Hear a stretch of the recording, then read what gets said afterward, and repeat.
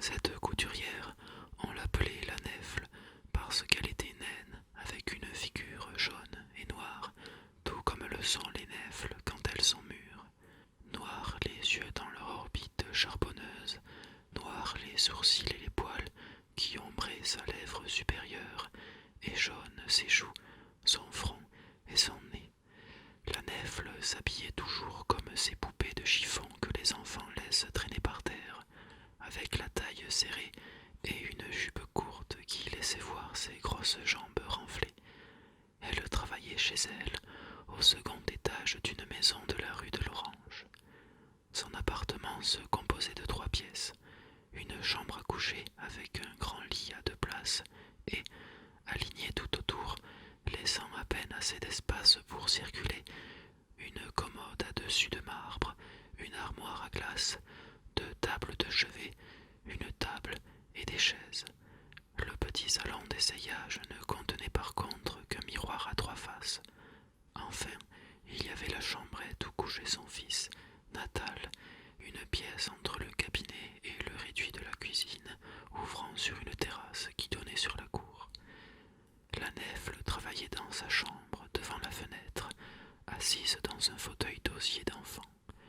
En entrant, on ne la voyait pas, cachée qu'elle était dans l'embrasure profonde entre le rideau et la fenêtre, et le rideau, tout brodé d'oiseaux et de corbeilles de fleurs, toujours baissé. Dans ce coin, outre son fauteuil, la Nèfle avait sa table à ouvrage et une cage avec un canari. Quand elle dessinait ou coupait un patron, elle étendait l'étoffe sur son lit, se hissait sur la couverture et travaillait à genoux. Comme je vous l'ai dit, les essayages se faisaient dans le minuscule salon. La cliente se déshabillait et se tenait debout devant le miroir, et la Nèfle, l'aiguille ou l'épingle à la bouche, grimpait sur son tabouret pour être au niveau de sa cliente. Tandis qu'elle essayait, elle n'arrêtait pas de parler, sur un ton confidentiel et empressé. C'était ordinaire des compliments chuchotés à la cliente dont elle vantait la blancheur de la peau, la beauté de la chevelure, la couleur des yeux ou les formes. Si la dame manquait de grâce, la Nèfle faisait appel au témoignage de son fils. Natal, viens ici, et dis-moi un peu si on ne dirait pas la Madone descendue sur terre. Les clientes, pour la plupart des jeunes filles du voisinage, ne protestaient pas, d'autant que Natal n'avait rien d'un homme intimidant. Grâce à ses compliments, d'ailleurs sincères, la Nèfle s'était fait une bonne clientèle dont faisaient partie de nombreuses jeunesses habitant l'immeuble ou ceux d'à côté. Si je sais toutes ces choses, c'est que j'ai fréquenté la maison de la Nèfle au temps où Natal et moi étions des amis. Natal cherchait alors du travail et venait d'en trouver dans un atelier de vulcanisation où j'étais moi-même mécanicien. Mais au bout de 2 mois, il déclara qu'il n'était pas dans la bonne voie pour réussir, planta là l'atelier et retourna chez lui. Cette phrase sur la réussite m'impressionna, n'ayant jamais pensé jusqu'alors que la vulcanisation permettait autre chose que de gagner purement et simplement sa vie. Mais ce propos, joint à d'autres qu'il m'avait tenus et qui avaient piqué ma curiosité, m'incitèrent à continuer à le fréquenter, bien que, pour parler franc, il ne fût guère sympathique. Physiquement, Natal était gros et trapu, avec une figure comme gonflée, sans teint, pâle et froide, une figure qui, je ne sais pourquoi, me faisait penser à un poisson qui serait joufflu. Comme il portait des lunettes rondes à verre épais et qu'il avait toujours un air grave et compassé, on le surnommait le professeur, quoiqu'il n'eût jamais dépassé, je crois, les classes élémentaires.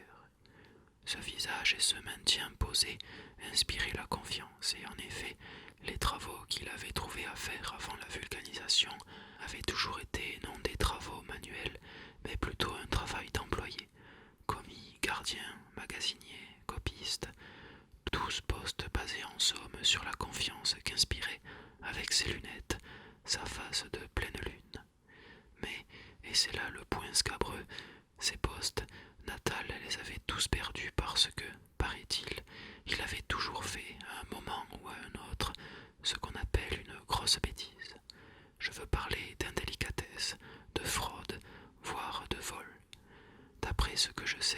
Cela se passait toujours de la même façon.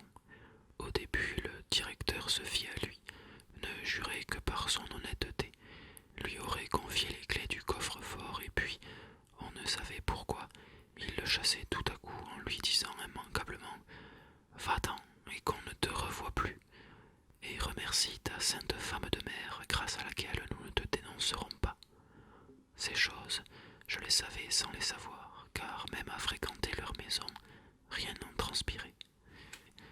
La Nèfle, toujours alerte et active, laissait rarement échapper un soupir, et quant à Natal, on aurait pu lui cracher au visage qu'il ne se serait pas départi de son flegme.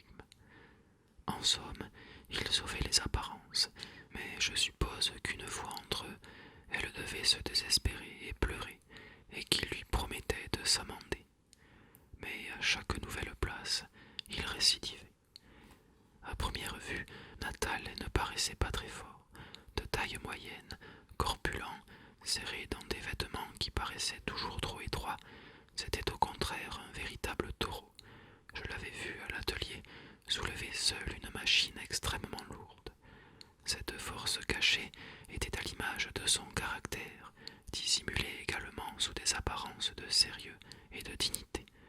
Il était ce qu'on appelle une sainte nitouche, extérieurement d'une façon, intérieurement d'une autre. Seule sa mère connaissait sa véritable nature. Ce que Natal avait fait à Naples quelques années auparavant lui avait ouvert les yeux. À cette époque-là, où la guerre durait encore dans le Nord, Natal, qui ne s'était pas encore dévoilé et donnait encore des illusions à sa mère grâce à ses lunettes et son air compassé, la persuada un jour, ainsi que plusieurs de ses amis, de lui confier une certaine somme pour se rendre à Naples afin d'y acheter un stock de bas de femme. À Rome, les bas manquaient. En les revendant avec un fort bénéfice, il y aurait de quoi faire une fortune. Je ne sais pourquoi le bruit s'était répandu dans le quartier que Natal avait la bosse des affaires, mais c'est un fait que les braves femmes d'alentour lui donnèrent toutes quelque chose. Quant à sa mère, ses économies y passèrent entièrement. Natal se rendit à Naples en auto, mais revint sans bas et même sans veste. Il raconta qu'à la hauteur de Formica, les maquisards l'avaient attaqué. Dommage que peu de temps après, le chauffeur qui l'avait conduit à Naples ait dit au contraire la vérité. Natal avait rencontré à Naples certains Napolitains qui étaient des joueurs enragés. On avait engagé une partie et il avait perdu. La pauvre Nèfle en fit une maladie, me dit-on, surtout à cause de ses amis qui avaient eu confiance en son fils. Elle voulut les rembourser et peina pendant quelques années. Natal, en revanche, ne perdit rien de son aplomb, comme si rien ne s'était passé. Mais je crois que, depuis lors, sa mère perdit toute confiance en lui. C'est que Natal était joueur, non par passion du jeu, mais parce que, disait-il, il s'était vite aperçu qu'un pauvre diable ne va jamais bien loin en travaillant honnêtement, et que la chance seule peut le faire sortir de l'ornière. Il avait des idées bien à lui sur la vie et sur la réussite dans l'existence, et il les exposait volontiers. Ainsi que je l'ai dit, j'avais continué à le fréquenter même après qu'il eut lâché la vulcanisation, parce que ses idées m'amusaient et que ce voleur à l'air doctoral, ce jeune homme qui paraissait d'âge mûr, cet ignorant qui ne cessait de pontifier, m'irritait et me subjuguait à la fois. Natal professait donc que dans la vie, tout est question de chance, et que la chance est à qui la prend. Toutefois, il faut aussi l'aider, et pour ce faire être prompte, saisir le moment opportun pour tenter le coup. Le fâcheux, c'est que dans sa manière de tenter le coup, il n'y regarda pas assez près.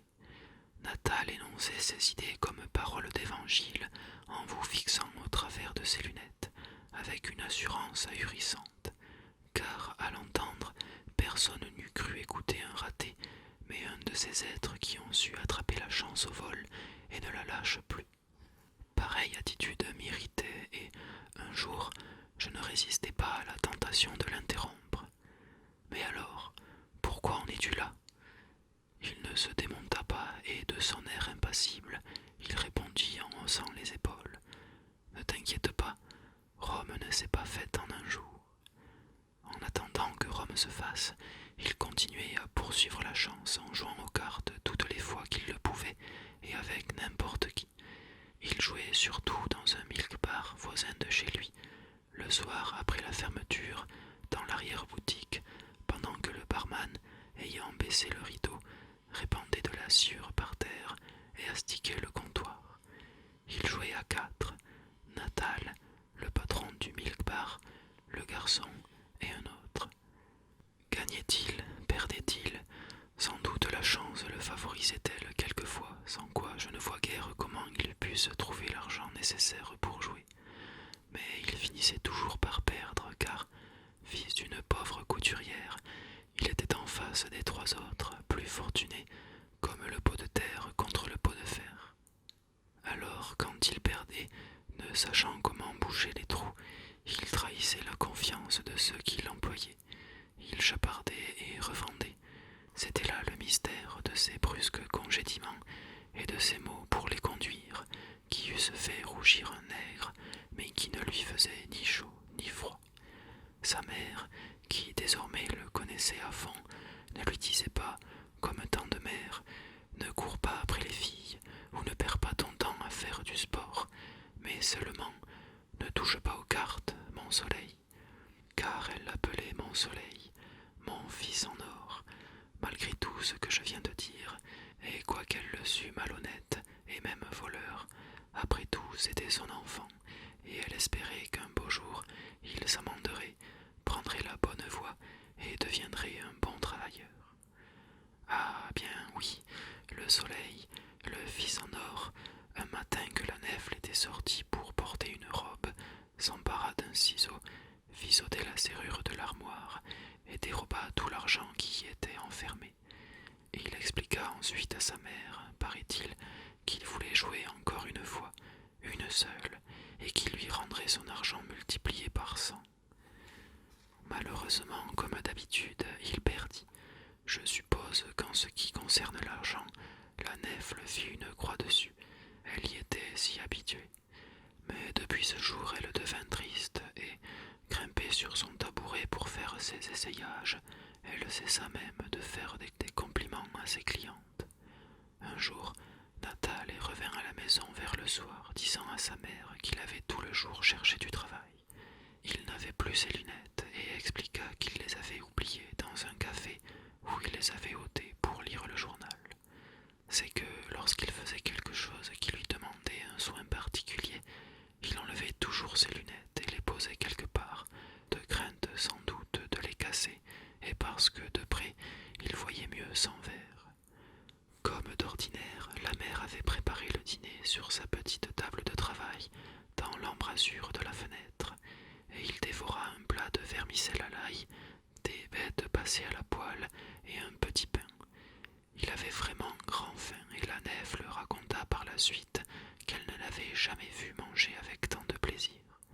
Quand il eut terminé, Natal alluma une cigarette et dormit près d'une heure sur le grand lit à deux places. Puis il se réveilla, demanda de l'argent à sa mère et s'en fut au cinéma d'à côté où l'on donnait un film comique américain. J'étais dans la salle et le vis au premier rang, sans lunettes, enfoncé dans son fauteuil, qui riait, le corps secoué par une quinte de toux. À la sortie du cinéma, les agents qui s'étaient rendus chez lui l'arrêtèrent et l'emmenèrent de force au commissariat. Le matin suivant, tous les journaux publiaient la nouvelle. Natal était allé payer son loyer et avait saisi cette occasion pour tuer à coups de marteau le propriétaire de la maison, un vieillard podagre. S'il avait été un homme précis, peut-être ne l'aurait-on jamais découvert. Mais pour mieux frapper avec le marteau, il avait commencé par ôter ses lunettes et les poser sur le devant de la fenêtre. Puis, dans sa frénésie, il les avait oubliées et elles avaient été retrouvées par la police. La pauvre mère, qui pensait avoir épuisé toutes les surprises, se retrouva, ce matin-là, en face d'une surprise plus forte que toutes les autres. Je ne sais comment elle prit la chose les premiers jours, alors que tous les journaux parlaient de son fils et d'elle-même. Mais, par la suite, comme elle était religieuse, il est à penser qu'elle demanda secours à la Madone, et que, que celle-ci lui fit la grâce de retrouver le courage de vivre. En effet, quelque temps après le crime, la Nèfle alla rendre visite à son fils, à la prison où, grâce à son aspect sérieux et à sa